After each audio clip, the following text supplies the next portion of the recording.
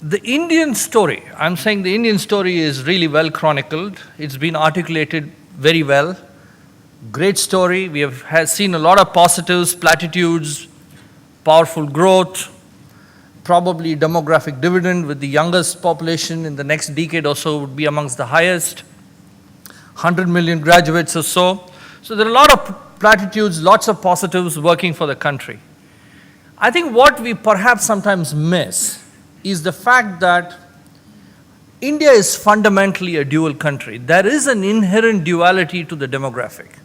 Whether you look at the urban-rural divide, or whether you look at the top 100 million population having access to technology, education, resources in their command, the underlying theme being access, versus most of the other parts of India which definitely suffers from inadequate access.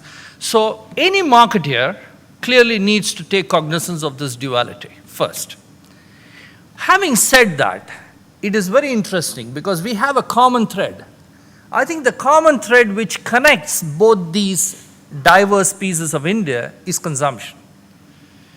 2011, as per World Bank study, 57% of GDP, of Indian GDP, was contributed by household consumption. So if we as marketeers, people going to consumers, need to take a look at something, I think it is going to be the fact that how do you deal with this duality while consumption connects the lot? Now, let's park this as, in my opinion, a great opportunity. But we are living in an era of dramatic disruptions. Disruptions which are, you look at death of distance, death of time. The role of intermediaries, for example, is getting completely redefined.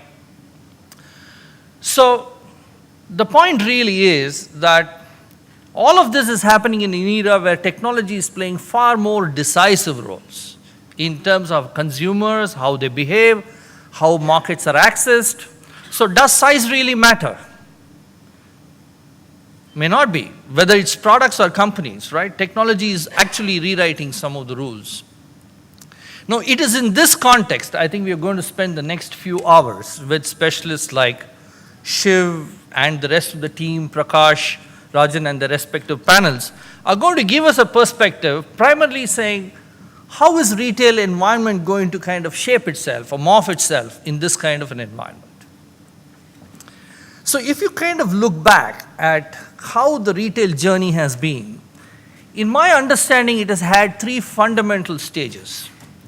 I think the first part of the retail journey has largely been around scale and operating efficiency.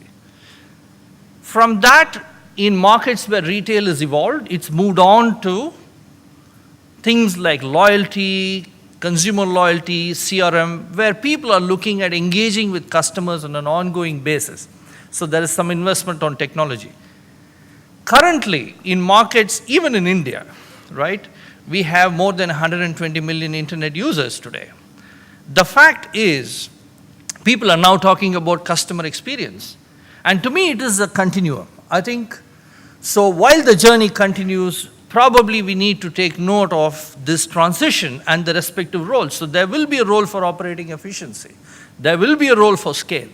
At the same time, there will be need for customer experience. And that is where, there are times when, and I'm going to give you some facts and figures which completely clinch the argument, that there is a compelling role for your corner store, mom and pop, kirana, grocery shop.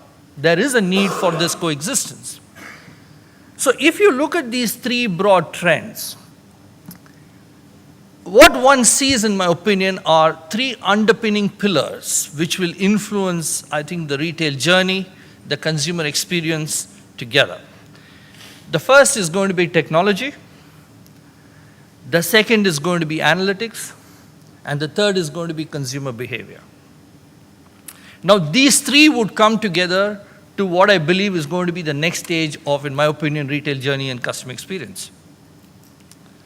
The first part about technology, I think we are going to witness three things. I think convenience, flexibility, and customer experience are going to be absolutely key. And we believe that increasingly you will see mobility at the forefront. And, we're going to hear clearly some statistics from Shiv over the course of the next hour or so, on the overwhelming influence of mobility. What one is also seeing outside of technology are two things. There is increasing intersection, in my opinion, between data and consumer behavior. Let me give you some statistic. This is not only developed markets like the US or Europe. Do you think that you buy all your requirements in one shop? If you can. My personal experience is no. Though we can buy most of our requirements at one premise, we don't do it. Second data point, very interesting. This is a study by a couple of universities in the US which said that 45% of consumer transactions are habitual, which means people transact by rote. These are not conscious decisions which are influenced by behavior. Now, if you view this, it is very obvious that there is a habit, there is a cue, and there is a habit, and people do this by rote. Some of it is, the underpinning thing is about, over a period, significantly superior experience around convenience and flexibility. So if one has taken this view in the context of the three broad trends, what I think, one will witness primarily them coming together is, as a marketeer now, there is something we are used to. The common metaphor we use is a funnel, right? In a funnel, choices are put, and over a period of time you eliminate, and there is a process to a consumer purchase decision, of which retail is a very important part. I think fundamentally that metaphor is undergoing a change. The consumer purchase journey is far more non-linear. It is not predictable. And there is a very interesting study by Google which said that 84% of consumers' decision on a purchase is made before the person enters the premise.